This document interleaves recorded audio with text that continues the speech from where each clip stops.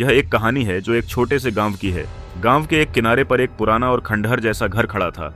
लोग कहते थे कि वह घर भूतिया है और कोई भी वहां रात बिताने की हिम्मत नहीं करता था। लेकिन एक दिन एक युवक अर्जुन, जो हमेशा नए अनुभवों की तलाश में रहता था, ने तय किया कि वह उस घर की सच्चाई को जानकर ही रहेगा।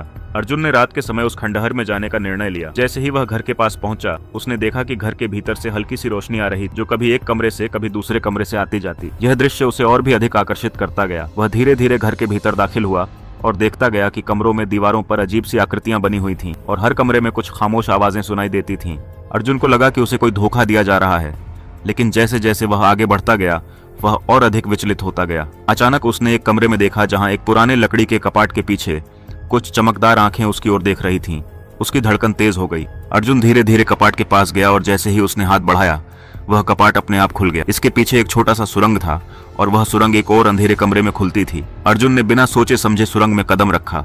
जैसे ही वह सुरंग के अंदर पहुंचा, उसने देखा कि वहां एक पुराना संदूक पड़ा हुआ था और उसके पास एक छोटी सी कागज की चिट्ठी रखी थी। अर्जुन ने वह चिट्ठी खोली तो उसमें लिखा था, तुमने जो रास्ता चुना वह तुम्हें इस रहस्य का उत्तर जरूर देगा, लेकिन सावधान रहना, हर सवाल का जवाब तुम्हारी पूरी जिंदगी बदल सकता है।